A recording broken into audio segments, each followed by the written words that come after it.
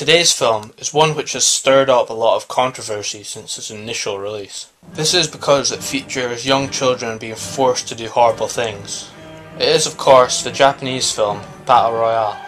A film with a simple idea, but this is probably the greatest survival film that I have ever seen. The basic idea of the film is this: Japan is completely out of control. The unemployment rate is the highest it's ever been, and the children in schools are absolutely out of hand. Because of this, the government passes a law to keep the country in check. This law is known as the Battle Royale Act. In it, a class is chosen at complete random and is unwillingly brought to a hidden location. Once there, they are told that they have 3 days to kill each of their classmates, with the aim for only one person to survive. They are each given a bag of supplies which includes a random weapon. It could be something really useful, like for instance a gun. Or they could get something really pointless, like one person got a pair of binoculars to defend themselves with. It's completely the luck of a draw what you get. Each have collars on their necks which detects their location and if they're still alive.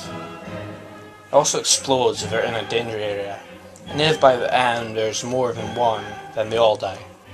So the thing is, you have to kill, or you will be killed. The film has a perfect tagline which is, "Could you kill your best friend?" That is what makes this film really interesting, how each of these characters deals with this moral issue. Some, from the beginning, just can't deal with this decision. They don't want to kill anyone, and they don't want to suffer, so they commit suicide. Some of them are really quite worrying, as it seems like they're really into it. I'm just taking this as a perfect excuse to kill. Some of them group together and refuse to fight, but there's always this lingering sense that they will be backstabbed at any moment. It's because of this kind of idea that it kind of reminds me of John Carpenter's The Thing, as absolutely nowhere is safe.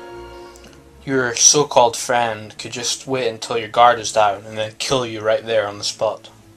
And finally, some pull together and try and hack into the computer system and disable the collars so that they can escape. I felt that having this many characters would be a bit overwhelming, but it does really only focus on a select few, so it isn't all that bad. Of course, this means that there's a number of disposable characters, some which get killed before you even get to know them. And that makes it seem even more suspenseful, as a character that you're following could be killed at any time. I really like how this film deals with its death scenes, as it's made quite realistic. A character dies, and then it just moves on. It doesn't linger about with them over some dramatic death or anything like that. The film is actually really detailed, as there's a map on the computer showing all the characters' locations.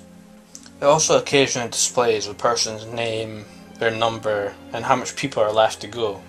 This makes it much easier to follow. All the things that I've been talking about are really deep and questioning humanity, but the whole film is not in that serious tone. There's also a number of quite humorous moments, like the teacher played by Takeshi Kitano lazing about and eating cookies. And when they first arrive, there's an instructional video introducing them to what's happening. This video is so cheery and over the top and really condescending to these children. What is being explained is really dark and horrible for the children, but the way that it's delivered is such a contrast to this. Even the teacher chimes in happily to this video.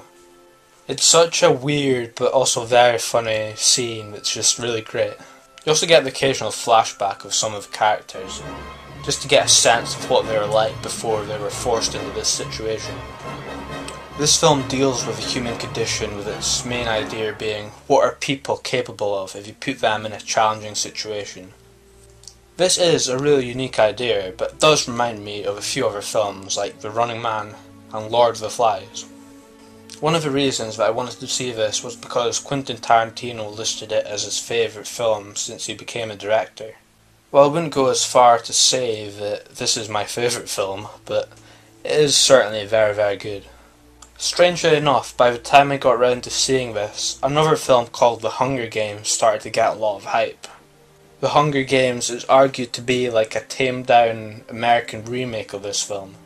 There is supposed to be enough differences to make it great in its own right, but I can't really say anything because I haven't seen it yet. I just find it's a really strange coincidence. That is also partly why I wanted to do this review, to create an alternative to all those Hunger Game reviews. So this should wrap things up. Great film, one of the best survival films. Check it out, and thanks for listening.